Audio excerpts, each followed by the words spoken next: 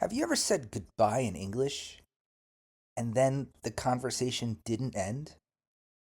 You say goodbye, they say goodbye, and then suddenly you're talking again about the weather or the weekend or nothing at all. Today, we're exposing one of the biggest secrets in spoken English. Native speakers almost never end conversations directly. Hi, this is Mark from MKsEnglish.com, the website for learners who don't just want correct English, they want real English. And today, we're talking about the strange, awkward, very human ways native speakers actually end conversations. In textbooks, you learn, "It was nice talking to you.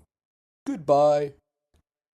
In real life, that sounds final, cold, almost dramatic. Native speakers prefer soft exits, phrases that prepare the listener for the ending. Here are some examples. Anyway, well, alright, so. Yeah, I should probably.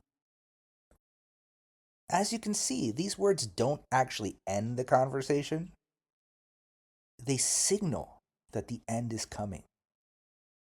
Think of them as a turn signal, not brakes. Okay, here's a classic native speaker move. I should probably get going. Probably. Not definitely. Not urgently. Just probably. Other common reasons include I've got a thing in a bit. One more time. I've got a thing in a bit. Here's another one. I should let you get back to it. I should let you get back to it. I should let you get back to it. And one more. I don't want to keep you. I don't want to keep you. I don't want to keep you. Notice something? The speaker is often protecting the other person's feelings. They're saying, I'm leaving, but it's not because of you. Okay, so this is where ESL learners panic. You think the conversation is over, but it loops. Let me give you an example. All right, take care. Yeah, you too. Oh, and good luck with that presentation. Thanks. Oh, by the way. See, this can happen 3 or 4, even 5 times. Why? Because native speakers feel that ending too quickly feels rude.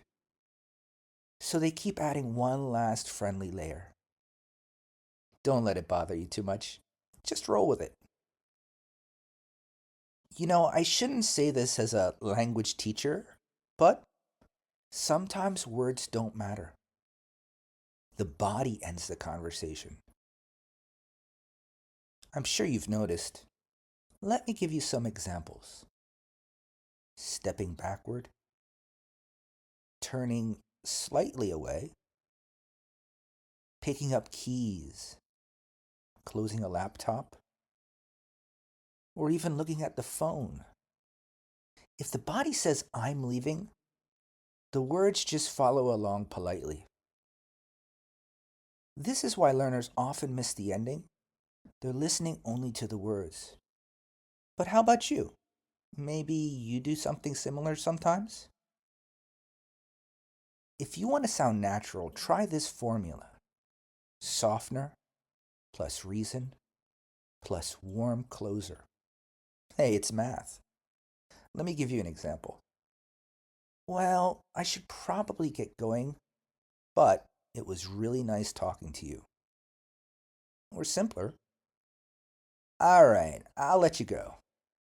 Catch up soon. These endings feel friendly, relaxed, and native like, right? So remember, English conversations don't end, they fade out. And if your goodbye feels too long, congratulations, you're doing it right. And if you want to practice this kind of real natural English with a native teacher, not textbook English, not test English, but the English people actually use, you can try a free online lesson with me, Mark, at MKsEnglish.com. No pressure, no commitment, just a relaxed lesson where we work on sounding natural, confident, and human in English. All right, I'll let you go. Talk soon.